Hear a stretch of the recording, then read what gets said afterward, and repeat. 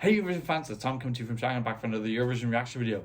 Tonight I'm going to be discussing the results of night 2 of Melodifestivalen, that's Sweden's national final. I'm going to talk about the 2 acts that went directly to finale, the 2 acts that went to semi-final number 5, and the 3 acts that went home. So, let's kiki.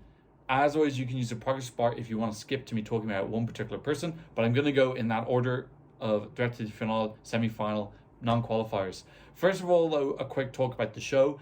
Oscar was much better this week. I think he actually referenced how last week didn't go very well. There were a lot of technical difficulties. He was very nervous. They brought in Eva, I don't know if it's Eva or Uva, or even from Eva and Eva, who was absolutely and utterly robbed last year. I thought that was a very smart decision to bring her in because she's a great performer. She's very comfortable. I think she probably made him feel more comfortable, and the whole thing just seemed to flow a lot better. Plus, we got to see this new system of the result delivered by the age group, which I presume was meant to happen last week, but didn't because of the technical difficulty. So that's actually like a cool, interesting thing. You get to see these age split down, and it makes it feel like more inclusive that all age groups are considered equal.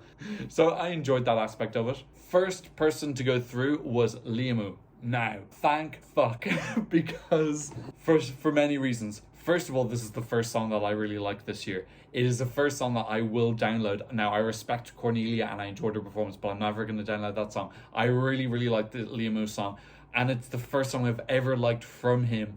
He is the type of person who I think has got real star quality. He's very handsome. He's a good singer. He's a good performer. I always think he gets shit songs. All his songs have been terrible, I think. And I don't think that I think he's probably done so well because he is Liamoo and he's a great performer. I've been waiting years for someone to give him a decent song, and finally he's got it. It's very much in the vein of the Swedish entries that we've had in recent years. These like quite technological with a lot of light play and one guy on his own. It's very much like Robin Bengtsson when he won. Sin and Benjamin Ingrosso, that very like technological slick performance that looks like it's in MTV Music Awards or something like that. Very put together, very choreographed, smooth and seamless. So it had that kind of vibe of those previous winners, and this really does seem to be the thing that Swedish viewers gravitate towards. Keep in mind, we haven't had a girl represent Sweden since, God, it was so long ago, I can't remember her name. The girl who sang on Do, Sanna Nielsen, in 2000 and forever ago. Since then, we've had non-stop guys. Well, we did have the Mamas in fairness, but actually they couldn't get to go. So technically we did have a female winner, but we haven't actually had a female winner who actually got to go to Eurovision since Sanna Nielsen. So yeah, this is very much this type of performance which I think has historically done very, very, very well in Melfest. It looked absolutely nearly ready to go. They had some really cool artistic silhouettes. The color story was kind of black, pink and white, but it was more like actually more pink and grey, which was kind of cool. And they had some silhouettes of him flashing up behind him, which I thought looked super, super slick. The song is quite minimalist. It actually reminded me a little bit of Boys with Emotion, that kind of not very in your face, more and more minimalist and kind of smooth. The transition from the verse into the chorus isn't particularly abrupt. Yeah, it's got that like quite chill vibe, but it's also got a kind of subtle intensity to it at the same time. So I really, really enjoyed this. I just immediately got that kind of reference to Benjamin Ingrosso, Robin Bengtsson. I just got that feeling really, really, really quickly, and I was like, oh, they're onto something. I was this quite self-released. Like I said, I've never really liked any of his stuff before. I have liked some of his music before. For example, I love Nothing Here, which is one of his non-Eurovision songs. But yeah, Nothing in Eurovision, I don't think he's ever sent anything good, personally. I thought he looked comfortable on stage. He performed very well. I haven't checked the odds, but I would imagine that this is going to be one of the favorites. So far, this is one of my favorites. I don't think we're going to have a particularly strong year this year. Really, of both semi-finals done, this is probably my only download I'm going to have. I am enjoying it. There are lots of different types and variations of song, but actually ones I want to download. This is be the first one. Okay, so the second person going direct to finale is Jan Lundvik. First of all, I've got to say, I want to steal his house. We got some proper house porn. His apartment looked really, really beautiful, and 3 extremely adorable kids. His youngest daughter was 1,000,000,000% cute. I like this kind of thing where they're going into their homes as their little postcards.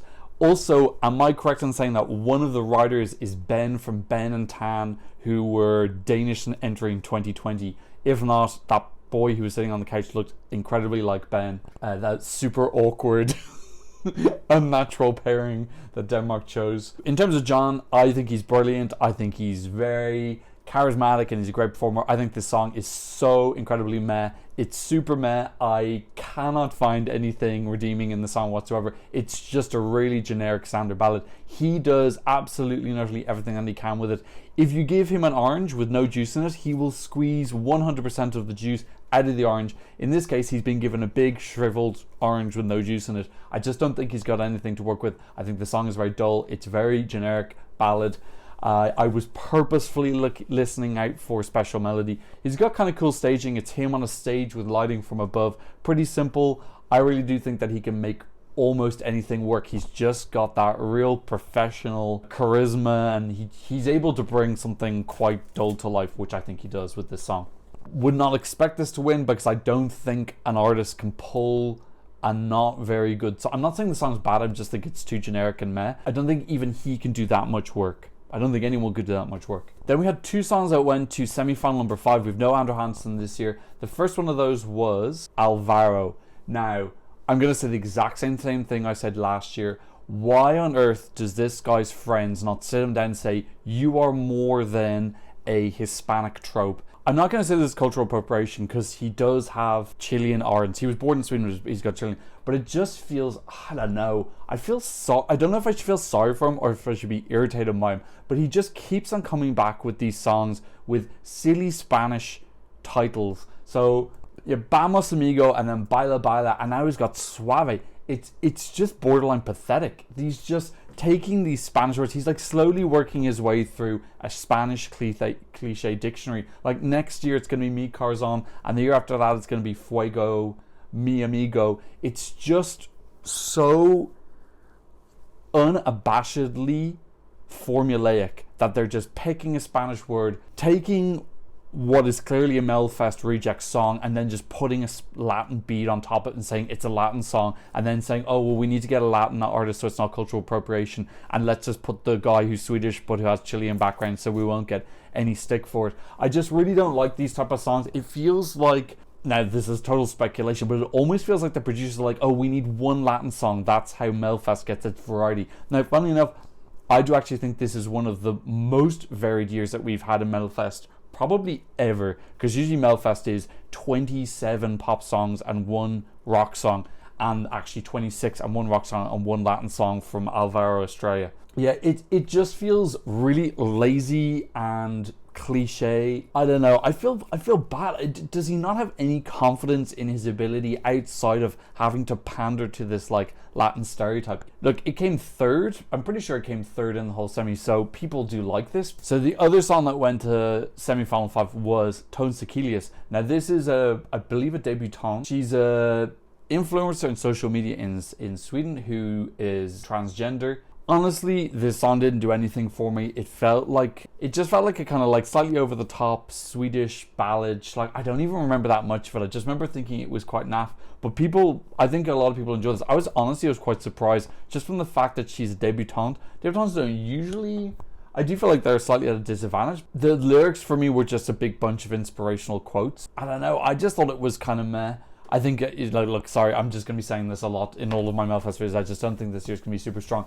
But actually, I've got some positive things to say about the 3 who didn't qualify.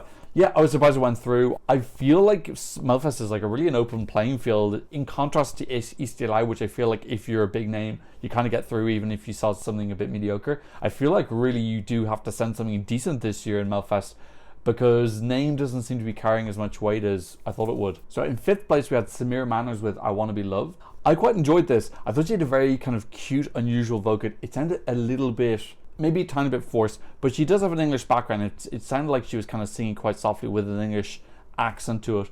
It reminded me of someone, but I couldn't put my finger on it. But I just love the fact that this was so different from what Melfest normally has. This very young girl, usually the young girls on Melfest tend to have this kind of I like shoes persona to them a little bit, just like fun and bouncy, and girls just want to have fun. So it's kind of nice to see them showing another aspect of teenage girls being thoughtful and sincere and just saying I want to be loved and showing a little bit of vulnerability. So I really enjoyed them just showing this different aspect and perspective. Again, I can't think of anything that's been on like this in Melfest for a long time. I wonder if this is like a slight positive feedback from that girl last year. I can't remember the girl who sang kind of indie song, Clara Klingenstrom, Behove inte dig dog.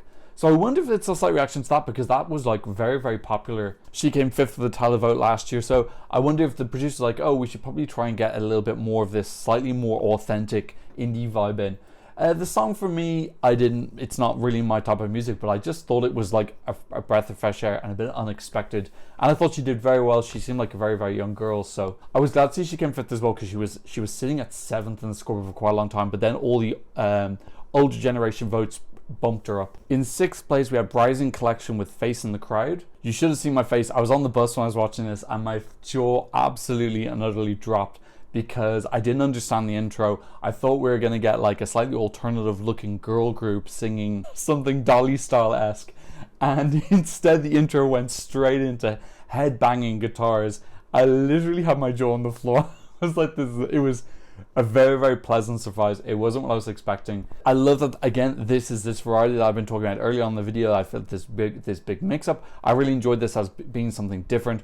Honestly, I didn't think the song was strong enough. The verses were good. The chorus sounded like a Melfest song, just with loud guitars on top of it. It really did sound quite poppy in the chorus. But I love the girls' performance, and that they really like got down and dirty with the head shaking. Just like an all-girl rock group is really, really rare. So I hope that they can learn from this experience and maybe come back with a better, stronger song, because as performers I thought they were really, really, really good. Again, they're debutantes as far as I know, but I wanted this to be better than it actually was, because I was thinking, oh, this could be a great dark horse, but I'd love to see them back in the future. And then in last place we had Niello and Lisa Ajax. I didn't get this at all. First of all, I just gotta say, I just didn't enjoy Niello. I see now on his Wikipedia page he's a rapper, but he was kind of like half rap singing, which just didn't work. It very much seemed like Lisa Ajax was doing karaoke with a fan. Like she picked someone out of the audience. It's like, oh, we're going to sing together. Lisa looked great. She sounded great. She kind of, I felt, upstaged him. The whole time I was just thinking, like, what is this? Why are they singing this duet of this kind of like slightly cheesy Scandi pop song? I was like, is it because Lisa couldn't find a song and she just wanted to be in this year because she wasn't in last year, or is she friends with them or something? The whole thing, I just couldn't work out how this benefited Lisa, or did she really love the song or something? But the song wasn't very obviously good. I just found the whole thing a bit confusing.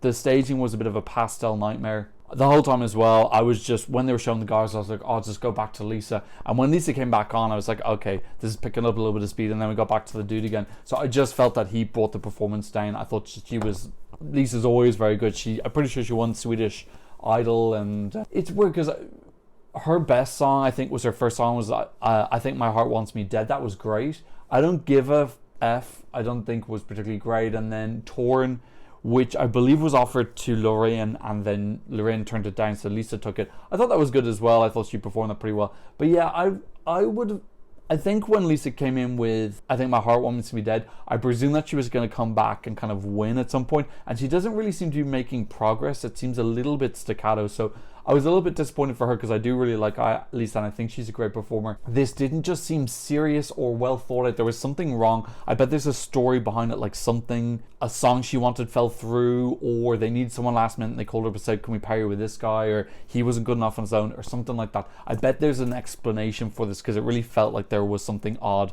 and there was a reason for it. Okay, so that's what I thought about semi-final number 2. I'm very happy with Liamoo. He is currently my favorite to win. I know lots of people aren't going to like it because it is super...